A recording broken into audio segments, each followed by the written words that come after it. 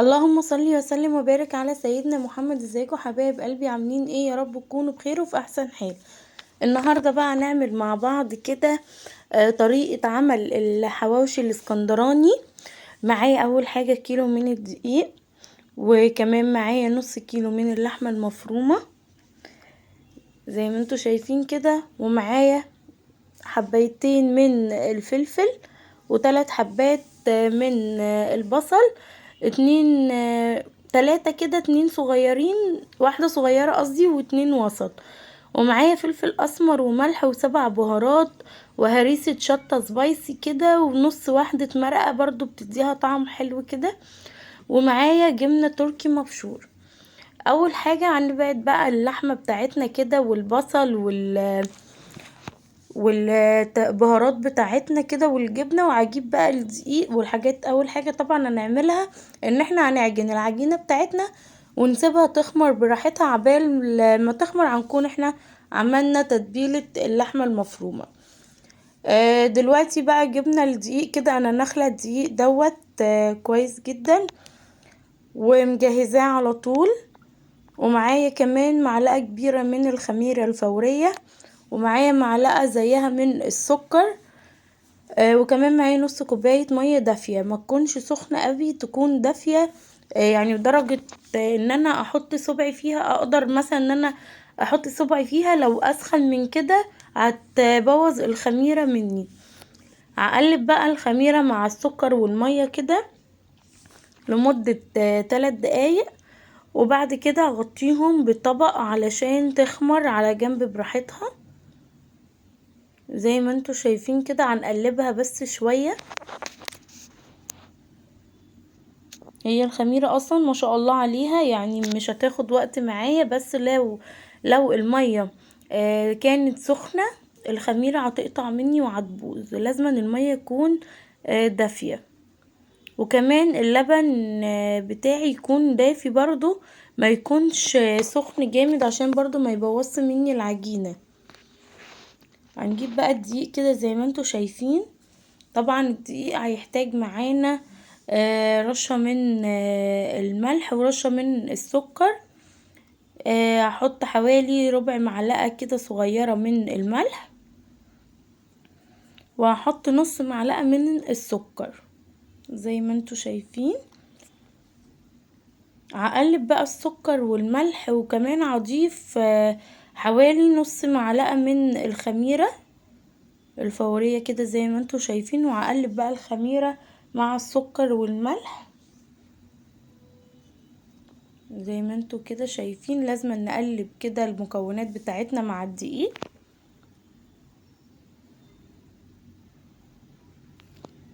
ما شاء الله الدقيق بتاعنا ابيض كده زي ما انتوا شايفين. هنقلبهم كده مع بعض كويس لحد ما المكونات بتاعتي كلها تتوزع مع الدقيق كده. وكمان زي ما انتوا شايفين كده، لو اخدتوا بالكم معايا في الاول كان مستوى الخميرة بيرفع معايا اهو سنة سنة. هنسيبه كده ما شاء الله، يعني ما كملش معايا دقيقتين او دقيقة بالظبط، وكانت ما شاء الله رفعت معايا كده. انا اتأكدت ان الخميرة بتاعتي كويسة وهتخمر معايا العجين بسرعة. افضي بقى الخميرة بتاعتي كده على الدقيق، واخد شوية بس من اللبن كده اعملهم في الكوباية عشان كل الخميرة بتاعتي تنزل كده. وابدأ بقى اقلب بالاول الخميرة مع الدقيق كده، اديهم تقليبة. طبعا انا في العجينة دي ما استخدمتش العجان، عجنتها بايدي. انا بحب المعجنات قوي، وبحب اي حاجة فيها عجين انا اعجنها يعني. بحس كمان لما انا اللي بعجن احسن كمان، او مش احسن يعني، بس بكون مرتاحة عن العجان كمان. يعني انا عملت معاكم البيتزا قبل كده في العجانة، لكن الحواوشي بقى اي حاجة تانية انا بحب انا لا اعجن العجينة بايديا. زي ما انتوا شايفين كده بقى. لسه انا حطيت كوباية كبيرة من اللبن، كمان هحط معاها كوباية كمان الا ربع من اللبن زي ما انتوا شايفين كده. هزود بقى لسه دقيق خالص، فهبدأ ازود يا اما كوباية زيها او حسب ما الكمية بتاعتي. يعني لو انتم مزودين طبعا هتزودوا اللبن، لو انتوا الكمية اقل مثلا هيكون كوباية حلوة قوي عليها. وطبعا احنا بنشوف العجينة في ايدينا طرية لسه ناشفة خالص، لسه في دقيق. فنبدأ الاول نعجن كده زي ما انتوا شايفين، وبعد كده نبدأ نزود او نقلل الكمية حسب ما احنا عايزين. وهنا كنت لميت العجينة بتاعتي ما شاء الله. العجينة مش هتحتاج مني ولا مية ولا لبن تاني خالص. وهحط بقى معلقة كبيرة من السمنة ما شاء الله كده. لو عايزين طبعا تستخدموا اي حاجة تانية غير السمنة، ممكن نستخدم زبدة، ممكن نستخدم زيت عادي جدا، المتوفر نستخدموه. وهنا كنت العجينة بتاعتي خلصتها خالص، اغطيها بكيسة كده ما شاء الله العجينة طرية. هنا بقى هرش كده رشة من الزيت كده على الوش، علشان احط الكيسة لما تخمر العجينة بتاعتي ما تلزقش في الكيسة ولا حاجة. اغطيها بقى بالكيسة، الكيسة بتدي معايا سخونية للعجين وتخليه يخمر اسرع. لو عندي لزق استرتش زي ما قلتلكوا قبل كده ممكن نستخدموه عادي، مش متوفر هنحط كيسة نضيفة من عندنا نغطي بيها العجين. ولازم طبعا نغطيه في مكان دافي كده ونسيبوه يخمر على جنب. وهنا بقى هجيب اللحمة بقى بتاعتي كده زي ما انتوا شايفين والبهارات، وجبت كمان البصل دوت. قبل ما اقول اي حاجة طبعا انا حطيتهم في الفريزر شوية عبال ما عجنت، علشان ما يعملش مني اي ريحة ولا اي حاجة. فحطيته في الفريزر كده عبال ما خلصت عادي جدا. وده كمان بيخليه ما يخليش العين تدمع. فالطريقة دي يعني حلوة قوي. هنا هحط بقى البصل بتاعي كده في الكبة، واحط معاهم الفلفل. اللي بيحب الاكل سبايسي طبعا هيستخدم الفلفل الحراق. اللي زينا كده مش بيحب الاكل السبايسي قد كده، بيستخدم الفلفل اللي هو الكوبي او الفلفل الرومي دوت. احطهم بقى. وهنا كده فرمتهم زي ما انتوا شايفين كده ما شاء الله. ودي كزبرة انا قطعتها ناعم كده خالص. والبهارات بتاعتي بقى انا حطيت نص معلقة منها رست الشطة او ربع كمان، علشان هي سبايسي فتدي طعم معايا بس شوية، عشان ما يكونش بارد قوي، فتدي تست بس كده ان هي تكون حراقة سنة بسيطة جدا يعني، عشان لو في اطفال او كده. احط بقى البهارات الاول كده زي ما انتوا شايفين على البصل، افركهم كده مع بعض زي ما انتوا شايفين كده. كمان بقى هبدأ احط البصل بتاعي على اللحمة زي ما انتوا شايفين ما شاء الله. واحط معاهم الكزبرة، عايزين تزودوا عادي، عايزين تقللوا مش عايزينها خالص برضو عادي، على حسب ما تحبوا وعلى حسب ما انتوا بتفضلوا ايه في الاكل عادي جدا. والبهارات لو في حاجة انتوا مش بتحبوها ما تحطوهاش، ممكن نستبدل المرقة دي ما نحطهاش نستغنى عنها. ممكن نحط بس بهارات اللحمة او السبع بهارات وفلفل اسود وملح عادي جدا. وفي ناس على ما اعتقد يعني بيحبوا بس اكلهم فلفل اسمر وملح، ما بيحبوش اكتر من كده، دي حرية شخصية طبعا. وهنا كده فرقنا بقى المكونات بتاعتنا دي كده مع اللحمة. لازم نعملها كده بايدي زي ما انتوا شايفين ما شاء الله. في الخطوة دي بقى هبدأ انزل بقى بمعلقة كبيرة من السمنة او نص معلقة زي ما انا حطيت. يعني لو انتوا بتحبوا ان هي الدهون بتاعتها ممكن ما تحطوش كمان، بس هو الحاجات دي بجد بتفرق في الطعم، مخلياه تحفة بجد يعني بيكون جميل جدا. وهنا كمان بقى احط الجبنة التركي بتاعتي على اللحمة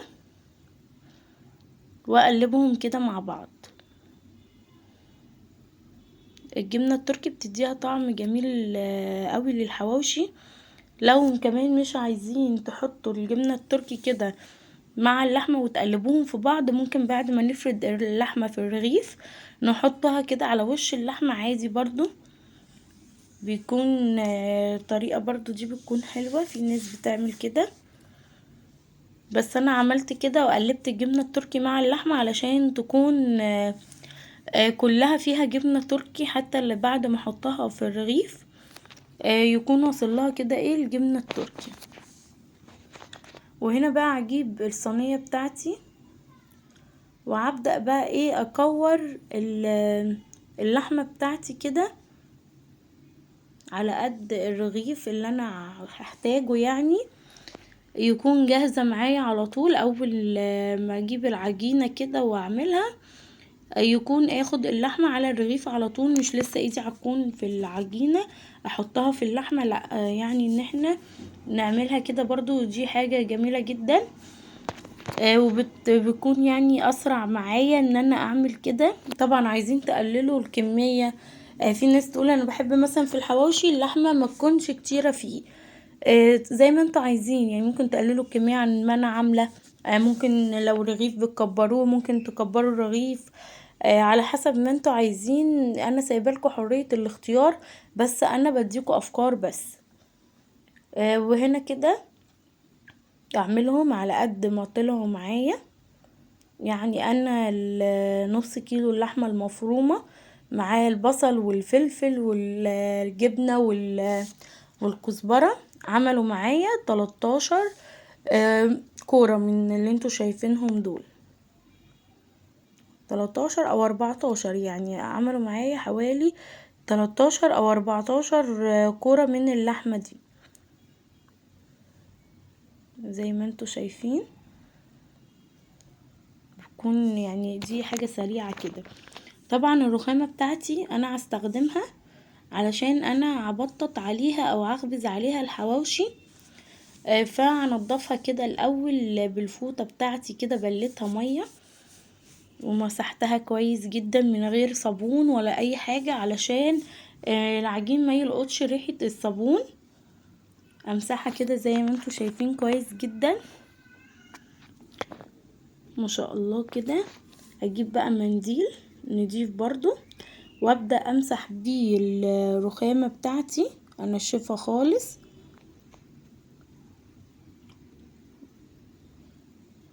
شايفين المنديل ما شاء الله مفيهوش اي حاجة، هي نظيفة، بس انا برضو قلت امسحها علشان العجين ما يلقطش اي حاجة ولا يكون في اي حاجة انا مش شايفاها. زي ما انتوا شايفين كده بقى العجينة بتاعتي ما شاء الله تبارك الرحمن، العجينة بتاعتي خمرت هشة وجميلة جدا وناعمة قوي، يعني بجد كانت تحفة. هبدأ بقى اعمل العجينة بتاعتي بالشكل دوت، اعملها تقريصات كده صغننة واجيب الطبق دوت حطيت فيه زيت كده، ادهن الرخامة بتاعتي بالزيت وابدأ بقى ارص عليهم العجينة بتاعتي.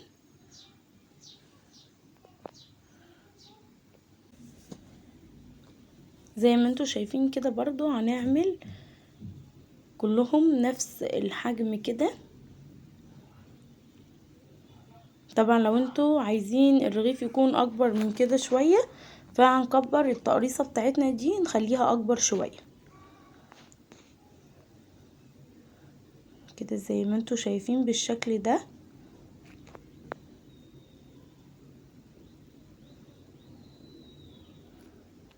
اخلص بقى الكمية بتاعتي وارجع لكم. هنا بقى بعد ما خلصت الكمية هنا كده ما شاء الله زي ما انتوا شايفين كلهم نفس الحجم. ابعد بقى كده العجين بتاعي ورا شوية وهبدأ بقى اجيب اللي انا عملته اول حاجة خالص علشان هو ارتاح معايا شوية.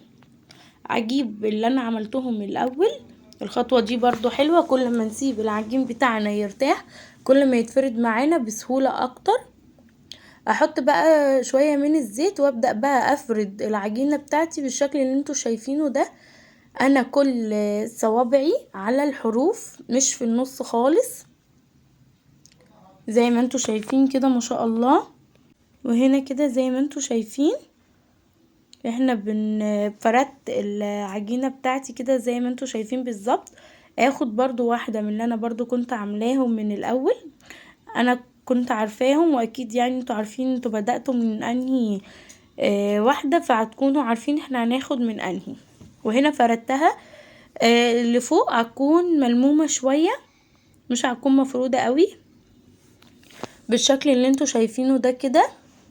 زي ما اتفقنا احنا هنعمل على الحروف، مش هنيجي جنب النص خالص عشان ما يكونش رقيق معايا من النص. وهنا كده هجيب بقى اللحمة بتاعتي وافردها زي ما انتوا شايفين.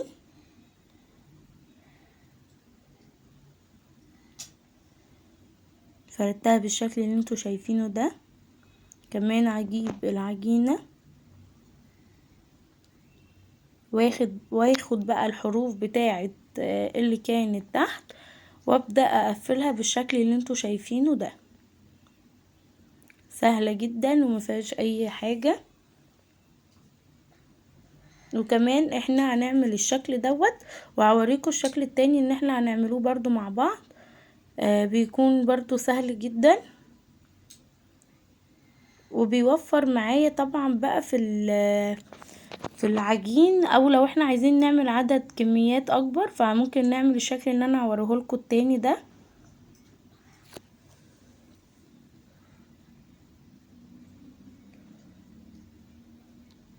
زي ما انتوا شايفين كده ما شاء الله. اخد برضو واحدة اهو واحط برضو الزيت كده، بيكون اصلا ايدي والرخامة فيهم زيت عشان يفرد معايا بكل سهولة. وافردها بالشكل اللي انا بوريهولكوا دوت. كمان هنبدأ بقى نحط اللحمة برضو كده ونفردها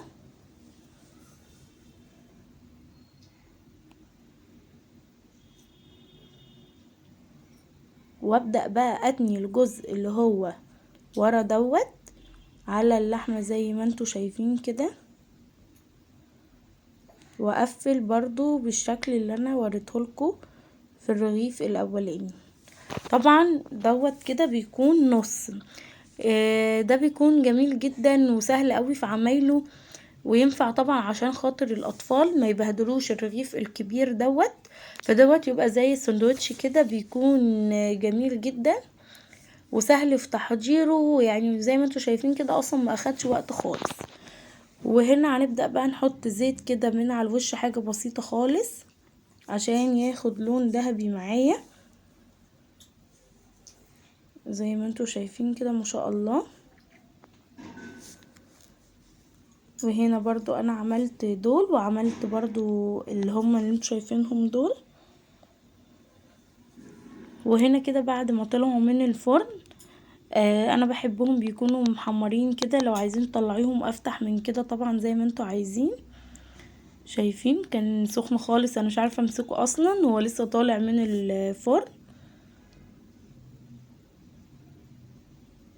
بصوا واخد لون جميل قوي ومتحمر كده، ودوت برضو واخد لون ذهبي كده جميل قوي، يعني بجد تحفة. هو سخن اصلا والله انا مش عارفة افتحه واوريهولكوا كويس لان هو سخن لسه مطلعاه. طبعا انا قدمت معاه او احنا بنحب ناكل معاه كاتشب ومايونيز وشيبسي كده زي ما انتوا شايفين. يا رب الفيديو بتاعي يكون عجبكم، والسلام عليكم ورحمة الله وبركاته.